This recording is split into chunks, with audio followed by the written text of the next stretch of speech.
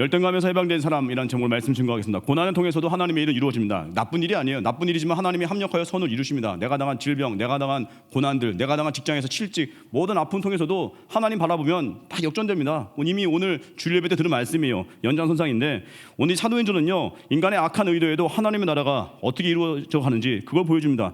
그래서 그렇게 흩어짐에도 불구하고 하나님께서 많은 역사를 벌이십니다. 스데반의 박해, 이제 그리스도인들에 대한 박해가 시작되었습니다. 이렇게 박해하면 사단 마귀는 그리스도인이 사라질 줄 알았겠지만 정반대의 결과죠. 뜻밖의 사건이 또 진행됩니다. 11장 19절 같이 읽겠습니다. 시작.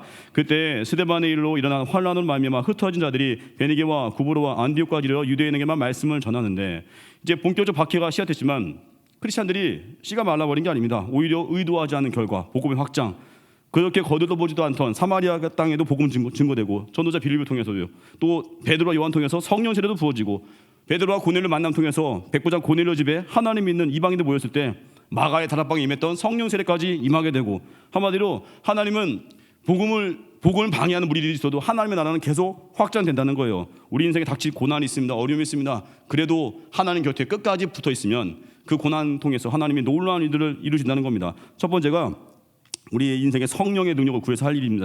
첫 번째가 불가능한 일에 도전하십시오. 또 하나, 성령의 능력으로 열등감에서 벗어나십시오. 또 세 번째, 성령의 능력으로 내가 가지고 있는 작은 거 들여보십시오. 기적을 경험할 수 있습니다. 첫 번째예요. 불가능한 일에 도전하는 겁니다. 이 불가능한 일에 도전하기 위해서 우리에게 필요한 게 뭐냐면 영적인 능력이거든요. 오늘 보니까 베니게, 구브로, 안디옥 같은 곳에도 이제 복음이 증거됐습니다. 이 중에 안디옥이라는 도시가요, 참 당시에 보면 매력적인 도시입니다. 로마 제국에서 세 번째로 큰 도시입니다. 로마 알렉산드리아에 있는 세 번째 도시인데 당시에 50만 이상의 인구입니다. 이거 적은 인구 아니거든요. 안디옥은 사도 바울이 전했던 고린도 교회가 있던 그 고린도와 쌍벽을 이룰 만큼 아주 타락한 도시입니다. 음란한 도시입니다. 돈도 좀 많고 상거래, 무역이 활발하니까 되게 상태가 안 좋습니다. 안디옥이라는 도시에 복음 증거하기 어려운데 그 쉽지 않은 곳에서 단 몇 사람이 복음을 증거했습니다. 여기서 우리가 얻을 교훈이 있습니다. 이 시대를 사는 힘이거든요. 소수라 할지라도 생명건, 말씀 전도자, 소수라 할지라도 능력 받은 자들, 그러면 아무리 혼탁한 가정이라 할지라도, 아무리 어려운 직장이라 할지라도, 아무리 힘든 나라 상황이라 할지라도요, 기도하는 사람이 있으면 일어섭니다. 믿으십니까? 그 믿음이 오늘 말씀 통해서 증거되는 겁니다. 오늘 20절 말씀 통해서 누가 그렇게 복음을 증거했는지 20절 읽겠습니다. 시작. 그 중에 구브로와 고넬의 몇 사람이 안디옥에 이르러 헬라인에게도 말하여 주 예수를 전파하니 극소수의 무리가 헬라인에게, 이방인들에게 복음을 증거했습니다. 여러분 보세요. 그 어려운 시대에도 복음을 증거할 수 있다면 이 시대에 뭐 대학 캠퍼스 복음화율도 뭐 엄청 낮잖아요. 지금 뭐 청소년들도 뭐 복음 전도율도 무지 낮고 어렵고 전도도 어렵다고 하고, 그럼에도 불구하고 이 시대에 소망이 있습니다. 왜 그러냐면 예수님의 능력이 당연히 있고, 또 하나 당시 안디옥 같은 곳에서도요 복음이 증거된 거예요. 믿는 자가 나오는 거예요. 그 당시 전도했던 사람들이요 사도 아닙니다. 훈련받은 자들 아닙니다. 그냥 예수가 그리스도다, 예수님이 그리스도입니다, 예수님이 우리를 위해 죽었습니다, 이걸 믿음으로 영접하고 그냥 그거 증거한 거예요. 그 열정에 불이 불터서 전하지 않고는 견딜 수 없는 겁니다. 그래서 척박한 땅에서도요 복음이 확산되는 거예요. 여러분, 우리 안에 성령의 불길이 있어야 됩니다. 이 불길을 구해서 능력 받잖아요. 환경 문제가 아니라니까요. 자꾸 환경이 커 보이고 낙심이 오고 남 탓하게 되고, 그거는 환경 탓이 아니라 내가 너무 이제 영적으로 쪼그라든 거예요. 내 안에 성령의 능력을 구해서 내 안에 한계를 뛰어넘으면요 환경은 되게 작아집니다. 우리 인생의 많은 과제들, 뭐 도전적인 문제들, 그거 어떻게 감당하겠습니까? 하나님과 연결된 능력, 하늘의 능력이 임할 때 이 안디옥 타락한 곳에서도요 복음은 증거됐고요, 타락한 곳에도 교회가 세워졌습니다. 북한에도 교회가 있어요. 우리 뭘 낙심하겠습니까? 이 시대에 소망이 있습니다. 예수님이 증거하는 거예요. 우리 보면은 내가 보고 오는 거 전하게 되고요, 내가 사랑하는 사람은요 말하게 돼 있어요. 뭐 청년들 보면, 연애하는 뭐 형제자매들 보면, 형제분들 그래요. 뭐 연애 시작하잖아요. 연애 초창기 때 불이 붙잖아요. 그 늘 만나면 그 자매 얘기 엄청나게 합니다. 왜 그래요? 사랑하니까. 그런데 우리 예수님에 대해서 왜 이렇게 침묵하겠습니까? 예수님에 대해서 왜 전도하지 않죠? 내가 그분보다, 예수님보다 날 더 사랑해서 그래요. 예수님보다 내 진로가 중요하거든요. 예수님보다 내 건강이 중요하거든요. 그러니까 입을 열지 않아요. 그렇게 좋아하는 맛집 있다가 뭐 유튜브에 올리기도 하고 뭐 난리 부리는데, 예수님에 대해서는 그렇게 간증을 못해요. 그렇게 전도가 약해진 시대입니다. 이 시대가 이렇게 약화된 이유는요 복음보다 상대적으로 더 다른 거 사랑하니까 약해진 거예요. 특별히 우리 만났을 때 무슨 대화 하십니까? 적어도 우리 일주일간의 대화 내용 한번 점검해 보시죠. 그 대화 가운데 복음이 있었습니까? 그 대학 가운데 교회가 있었습니까? 그 대학 가운데 사명이 있었습니까? 한번 돌아보십시오. 또 나의 크레딧 점검해 보십시오. 어디 위해서 물질을 썼는지 나의 시간을 점검해 보십시오. 그리고 우리 돈, 시간, 고난 다 소모품입니다. 하나님 영광에 쓸 때 내 모든 건 더해지는 거예요. 뭐 돈도 벌 수 있습니다. 좋은 집 사는 것도 할 수 있습니다. 하지만 내 목숨보다 큰 가치 복음 증거에 살아가는 거예요. 그러면 나머지 모든 거 더한다는 거예요. 이 시대가 전도를 얼마나 안 하는지, 뭐 제가 이 시대 뭐 교회들 좀 정죄하는 게 아니라 마음이 아파서 그래요. 지난번에 제주 선교 다녀왔습니다. 다녀와서 저는 이제 겨자씨교회를 갔습니다. 가서 뭐 4군데 경당 방문해서 위로 사역도 하고 기도해드리고 또 노방전도도 했습니다. 목요일 아침에는 노방전도 하는데 겨자씨교회가 이번에 새롭게 이전했거든요. 겨자씨교회 근처에 초등학교가 있었습니다. 가서 전도하는데 어떤 한 학생에게 증거하는데 그 학생이 그랬어요. 예수님이 누구세요? 한 번도 들어본 적이 없는 거예요. 마음이 아팠습니다. 초등학교 한 3, 4학년쯤 돼 보였거든요. 그 아이가 12살, 13살 될 때까지 아무도 복음을 들려준 적이 없는 거예요. 그래서 우리가 가는 겁니다. 들려주려고. 또 하나 사건이 있었어요. 제 마음을 아프게 했던 거. 얼마 전에 이 어떤 어르신에게 복음을 증거했습니다. 60대 후반 같아 보였어요. 예수님에 대해서 한 번도 들어본 적이 없대요. 어디 사십니까? 했더니 창전동이요. 바로 여기. 한 번도 들려준 자가 없었던 거예요. 그렇게 교회들이 이 나라에 썩어 빠지겠는데 마음 아픈 거 아니겠습니까? 들어본 적이 없대요. 우리 책임이죠. 사회 탓할 거 아닙니다. 직장 탓할 거 아니에요. 크리스찬답게 살아가는 거, 또 하나 복음을 증거하는 거, 그거에 전무하지 않으니까 이 사회가 이렇게 혼란스러워진 거예요. 뭐 나라 탓할 거 없습니다. 크리스찬들이 내가 믿고 있는 바를 정확히 증거하는 거예요. 확실히 믿고 전하는 거예요. 말씀을 사랑하는 거예요. 그러면 달라집니다. 가정이 바뀔 것입니다. 나라 바뀔 것입니다. 그래서 우리 안에 필요한 영전은요, 구해서 받으십시오. 받아서 전하십시오. 그래서 은혜가 임하잖아요, 내 안에. 그러면 관점이 바뀌는 거예요. 이 시대 뭐 다원주의니까 복음 증거하기 어렵다? 그렇게 생각하지 마십시오. 오히려 복음이 더 잘 전해질 거예요. 왜요? 진리에 대한 목마름이 있는 거거든요. 그 은혜가 임하면 관점 바뀌는데 안 되는 게 보는 거예요. 안 보이는 게 보이는 거예요. 아프리카에 도착한 두 사람이 이렇게 전문을 보냈다고 하죠. 신발 팔러 보냈더니 한 사람은 신발 파는 게 불가능합니다. 아무도 신을 신지 않았습니다. 뭐 당하는 얘기죠. 또 한 사람은 그러잖아요. 한 사람은 여기 아프리카 신발 파는 거 대박입니다. 왜요? 아무도 신을 신지 않았습니다. 누구나 신을 신게 할 수 있습니다. 관점 혁명이죠. 뭘 봐야 돼요? 가능성 보는 거예요. 관점 바꾸잖아요. 그 인생에 감사가 터져 나옵니다. 그 감사 테라피라는 책에 보면은 거기 나온 글이에요. 당신이 많은 세금을 내야 한다면 감사하십시오. 당신에게 안정된 직장과 사업장이 있는 것입니다. 당신의 몸무게가 늘어서 옷이 맞지 않는다면 감사하십시오. 당신은 먹을 것이 넉넉한 인생입니다. 또 중간도 생략하고 멀리 주차할 공간을 찾았다면 불평하지 마시고 감사하십시오. 당신은 잠시라도 걸어갈 수 있는 운동의 기회가 주어진 것입니다. 그리고 또 하나, 불평할 대통령이 있다면 감사하십시오. 당신은 언론의 자유가 보장된 나라에 살고 있습니다. 관점 혁명이죠. 우린 맨날 안 되는 거 바라보잖아요. 근데 믿음이 역사하잖아요. 고난 덕분에 기도를 배웠고요. 믿음이 역사하잖아요. 그 어려운 사람 때문에 나를 때로는 해코지하고 한나에게 분인나와 같았던 사람, 나의 인생의 분인나 같은 존재로 인해서 내가 한나같이 기도를 배웠습니다.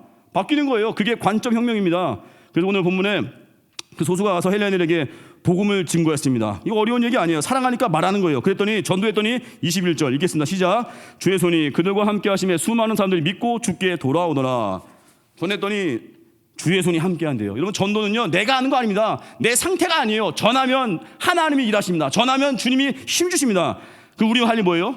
나는 순종하는 거예요. 그 주의 손이 함께 합니다. 여러분, 하나님의 능력을 경험하고 싶습니까? 그럼 하나님의 일을 하십시오. 자꾸 세상 일을 세상적으로 하다 보면서 하면서 자꾸 하나님 어디 계시냐고 하니까 하나님도 헷갈리는 거예요. 우리 정직해져야 됩니다. 자기 욕심 구하면서 이게 하나님 일이라고 맨날 포장하니까 맨날 응답이 막혀버린 거예요.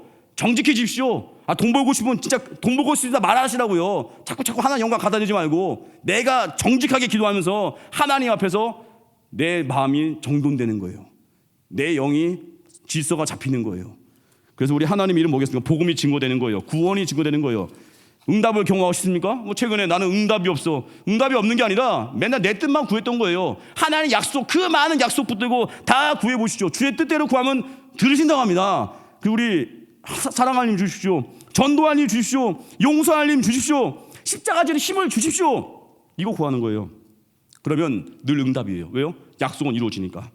우리 인생에 부른 목적이 있습니다. 에스겔서 3장 17절 19절 보니까 인자야 내가 너를 이스라엘 족속 위에 파수꾼으로 세웠으니 너는 내 입의 말을 듣고 나를 대신하여 그들을 깨우치라. 가령 내가 악인에게 말하기를 너는 꼭 죽으리라 할 때 내가 깨우치지 아니하거나 말로 악인에게 일러서 그의 악한 길을 떠나 생명을 구원하게 하지 아니하면 그 악인은 그의 죄악 중에서 죽으려니와 내가 그의 핏값을 내 손에서 찾을 것이고 내가 악인을 깨우치되 그가 그의 악한 마음과 악한 행에서 돌이키지 아니하면 그는 그의 죄악 중에서 죽으려니와 너는 내 생명을 보존하리라. 우리를 부른 이유가 있습니다.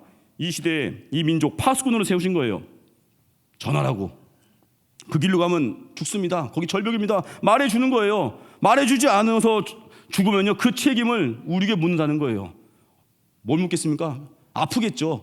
내가 전도만 했으면 그 영혼 살릴 수 있었는데 내가 전하지 않아서 그 영혼이 죽었을 때 아프겠죠. 그게 책임 묻는 모습이에요. 그게 내 마음에 애통함이 오는 거. 다 증거해야 돼요. 전도할 기회 왔을 때 전하십시오. 전하지 않으면 그 마음이 아리거든요. 아프거든요. 그게 책임 묻는 겁니다. 그래서 우리 다 증거해야 되는 거예요. 여러분 우리 예수님을 진짜 만나는지 점검하려면요 내가 평상시에 내가 무슨 말을 제일 많이 하는지 그거 보면 알 수 있어요. 입을 열어서 주의 복음을 담대히 증거하십시오. 특별히 오늘 2022년 한 해 동안에 세례자 세로인데 우리 삶을 드리기 바랍니다. 전도하십시오. 그러면 하나님의 능력을 경험할 거예요. 그리고 기도하잖아요. 불가능한 일에 도전할 수 용기가 생길 겁니다. 안 될 것 같은 상황에서도 안디옥에도 교회가 세워졌듯이 척박한 땅 가운데에도 하나님의 나라, 하나님의 영광은 임할 것입니다. 그 모든 일에 쓰임받기를 바랍니다. 두 번째예요. 열등감에서 벗어나라는 겁니다. 오늘 바나바의 마음이에요.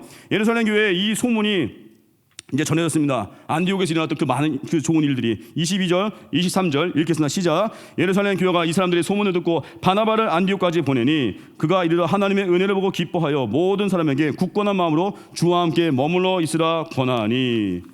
메시지 단순합니다. 주와 함께 머무르라고 합니다. 동행이거든요.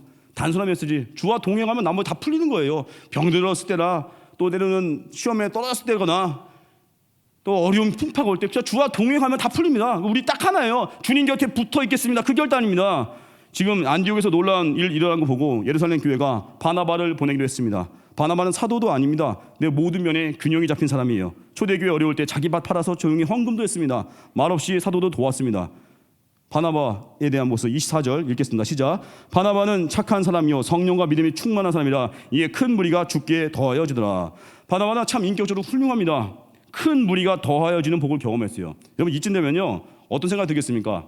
이제 이 마음은 됐어 할 수 있잖아요. 그리고 나를 주목하는구나. 이거 좀 누리자. 이 정도면 나도 나름 인기 좀 얻겠네.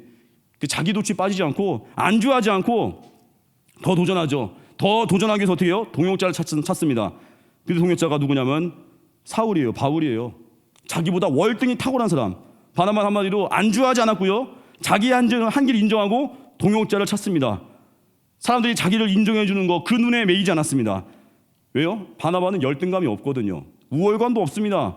바나바는 의수되지도 않습니다. 왜요? 예수로 충만한 사람이니까. 예수님의 은혜로 가득 차 있으니까 내가 십자가의 피로 구원받은 사람이고 내 가치가 예수님의 십자가라는 걸 아니까 바나바는 열등감이 없는 거예요. 대접받으려고 안 합니다. 어떻게 하면 이 많은 무리를 말씀으로 양육할까? 그거 하나 생각하는 거예요. 그리고 사울을 힘써 찾았습니다.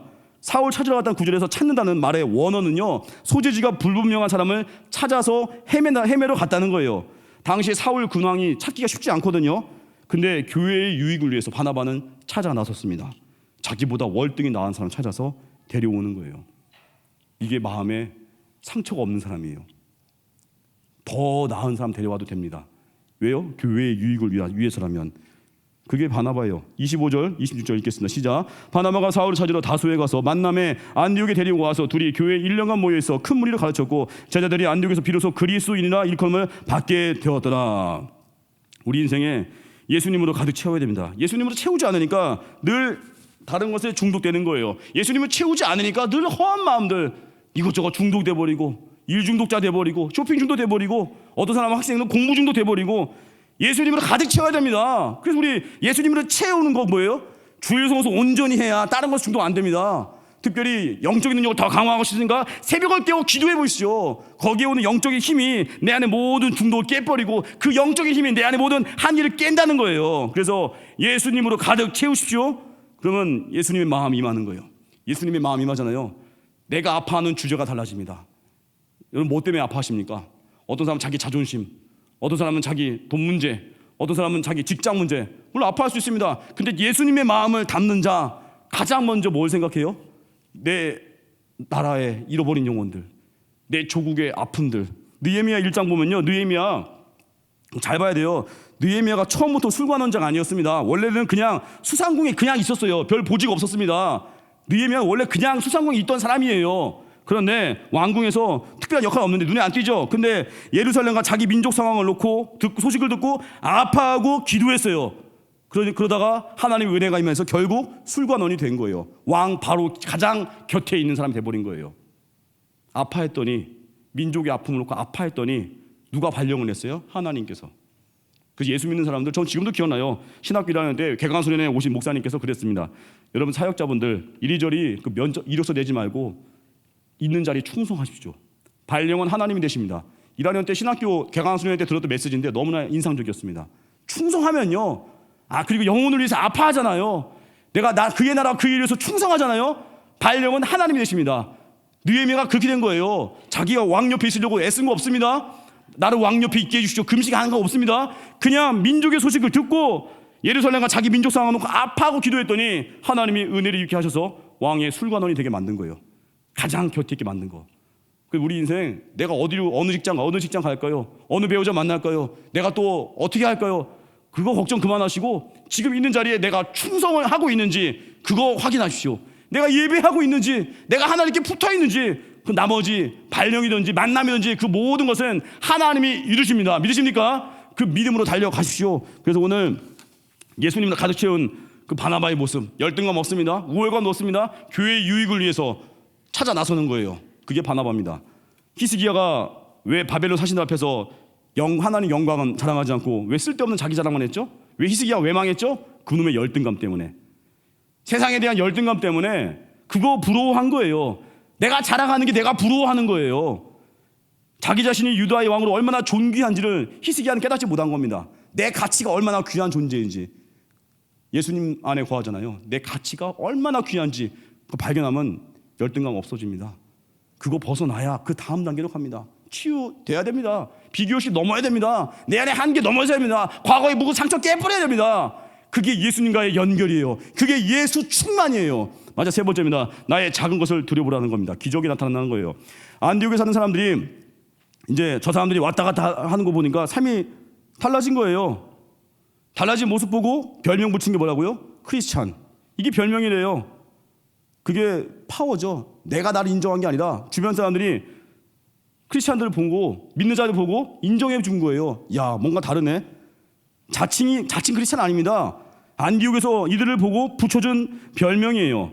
그리스도께 속한 자라는 거 인정해 준 거예요. 우리 살면서 직장이나 아니 가정이나 저 사람은 정말 그냥 딱 봤을 때 예수님 믿으세요? 한 번이라도 들어본 적이 없다면 죄송한 얘기지만 한번 회개할 일입니다.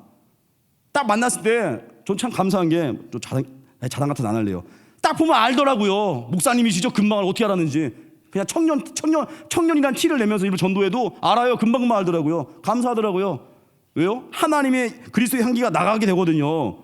그래서 우리 크리스찬의 향기는요, 두 가지가 있어야 돼요. 첫째, 용서. 둘째, 희생.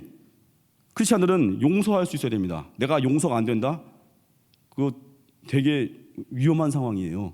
마태복음 18장 22절 보니까 예수님 말씀이 7번을 7번까지도 용서하라. 이거는 490번 용서가 아니라 완전수의 고비입니다.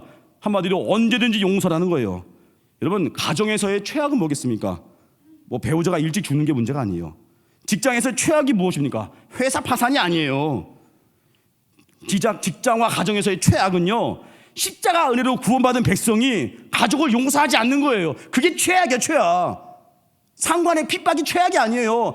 내가 용서하지 않고 있는 거, 그게 최악이에요, 최악. 왜 용서해야 돼요? 용서받은 죄인이거든요. 왜 용서해야 돼요? 그래야 하늘문이 열리거든요.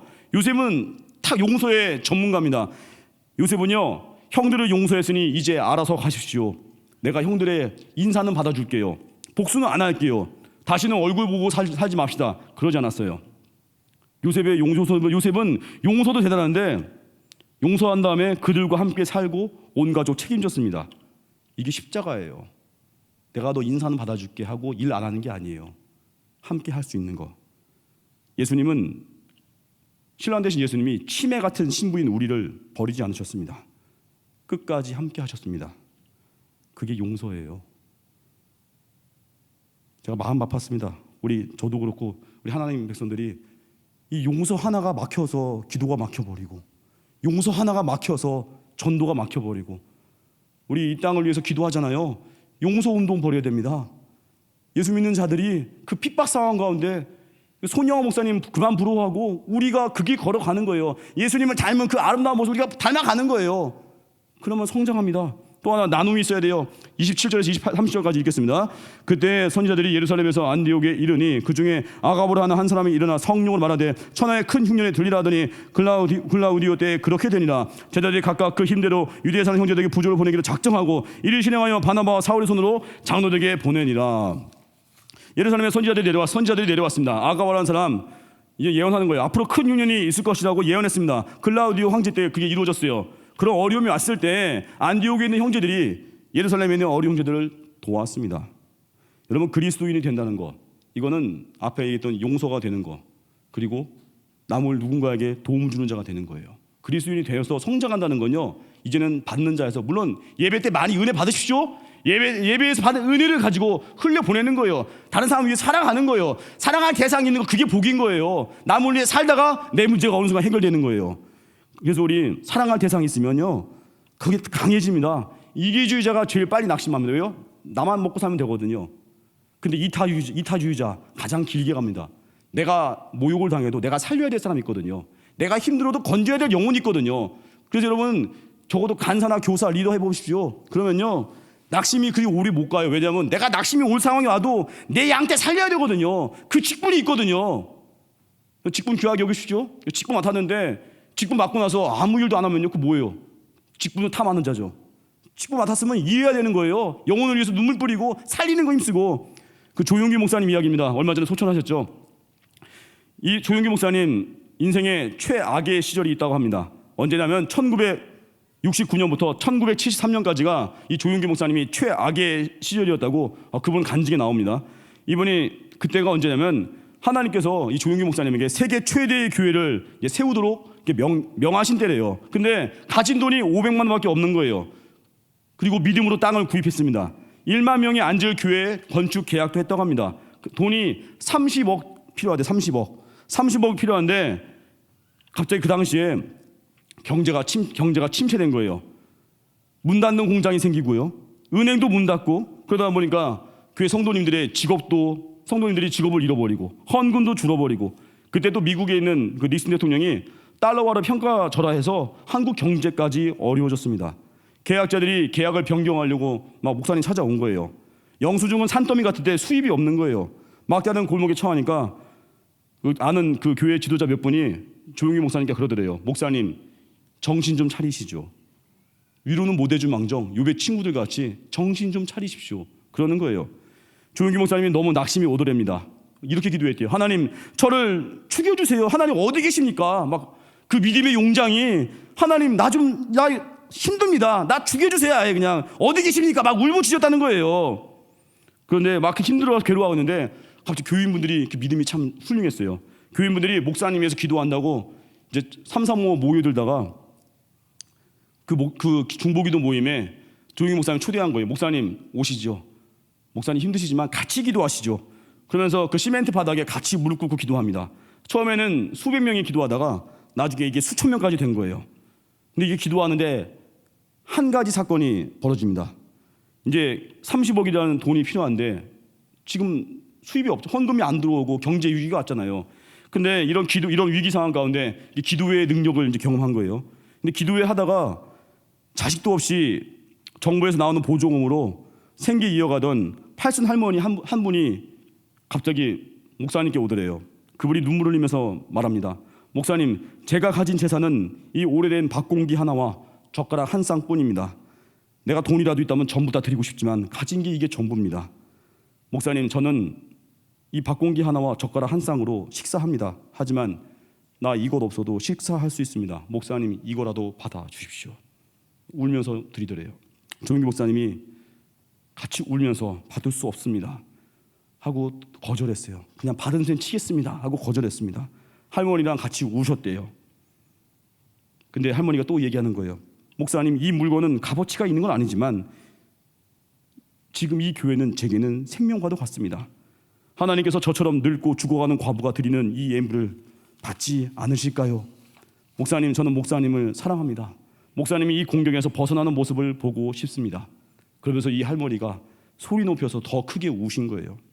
이렇게 우니까 감동이 되잖아요. 작은 거 하나 드리겠다고 그 할머니가. 그걸 지켜보던 기도회에 왔던 한 사업가가 벌떡 일어나면서 말했습니다. 그 밥 공기 값으로 제가 1,000만 원 내겠습니다. 또 다른 분이 일어났어요. 제가 2,000만 원 내겠습니다. 또 다른 분이 일어났어요. 제가 3,000만 원 내겠습니다. 성령의 역사가 막 일어나면서 한 사람씩 자기 재산을 헌납하기 시작했습니다. 어떤 분은 내 집을 드리겠습니다. 어떤 집은 조금 적은 평수 이사 가서 차액을 교회에 헌금하겠습니다. 또 어떤 분은 나의 4년간 수입을 전부를 다 드리고 믿음으로 살겠습니다. 이런 간증들이 막 이런 결단이 나오다가 그날 저녁 기도회 때 30억이 모아졌대요. 하나님의 역사죠. 성령의 역사죠. 사람들 말합니다. 나는 가난해서 드릴 게 없다고요. 가난해서 드릴 게 없습니다. 그거 거짓말이에요. 내가 할 수 있는 것이 있거든요. 내가 할 수 있는 최선을 드리면요, 그 안에 그걸 보고 은혜 받은 자들이 함께 동요돼서 함께 나아가게 됩니다. 저도 개인적 간증을 하고 싶지 않지만 저도 이렇게 자녀가 어렵게 저도 결혼하고 자녀가 안 생겼잖아요. 한 3년 가까이 안 생기고 저는 좀 덤덤하게 지냈지만 아내는 많이 울기도 했었고 어렵게 3년 동안 애가 안 생기다가 어느 하나님의 은혜로 아내가 이렇게 임신을 했어요. 근데 어려운 상황에서 임신됐으니 얼마나 기뻤겠습니까? 저도 기뻤지만 뭐 하여튼 많은 기뻐해 주셨는데 잊혀지지 않는 선물이 있습니다. 그때 어떤 청년분이었습니다. 근데 그분 상황을 알거든요. 어려운 상황이었습니다. 여러 가지 자세하게 말을 안 하겠습니다. 예상할까 봐. 근데 그 청년분이 아기 임신 소식을 듣고 아기 옷을 하나 작게 포장해서 이렇게 갖고 왔어요. 축하드린다고. 이제 그분 상황 알거든요. 이 작은 아기 옷을 하나 갖고 왔는데 그 선물 잊을 수가 없어요. 그 어려운 상황 가운데 축하합니다라고 그 작은 선물 갖고 아기 옷입니다 드릴 때 잊을 수가 없어요. 우리 제 사람도 이런데 하나님 마음 오죽하겠습니까? 이 할머니의 그 밥 공기, 젓가락 한 쌍, 작아 보이지만 전부를 드렸을 때 도전받는 자가 나오고 이 모든 부분들이 다 해결된 거예요. 이게 언제 가능해요? 함께 모여 기도할 때. 기도하면요, 내 걸 드릴 용기가 나옵니다. 기도하면요, 드리는 게 아깝지가 않습니다. 기도하면요, 예수님을 향한 사랑이 불타오릅니다. 그게 예배의 능력, 그게 기도의 능력이에요. 오늘 결론입니다. 은혜 받으십시오. 그리고 불가능한 일에 도전하십시오. 안디옥, 음란한 땅에도 교회가 세워졌습니다. 또 두 번째, 열등감 벗어나십시오. 우리 안에 상처와 아픔들 예수님으로 말미암아 치유될 수 있습니다. 상처 벗어나서 이제는 주와 함께 사명을 향해 달려가십시오. 나머지 모든 거 더 하실 것입니다. 그게 바나바였습니다. 나 자신의 유익보다 교회의 유익을 위해서 사도 바울이라는 탁월한 사람을 찾아 나선 그 발걸음. 세 번째, 나의 작은 거 드려보십시오. 이 조용기 목사님 그 간증, 어려운 상황 가운데 함께 성도들이 모여 기도했고 한 할머니의 그 작은 헌신, 많은 분들이 도전을 받고 내 것을 기꺼이 주님께 드렸던 이 영광 역사가 우리 교회 가운데도, 저 세계 모든 교회 가운데도 임하기를 주님의 이름으로 축원합니다. 자리에 진행하겠습니다.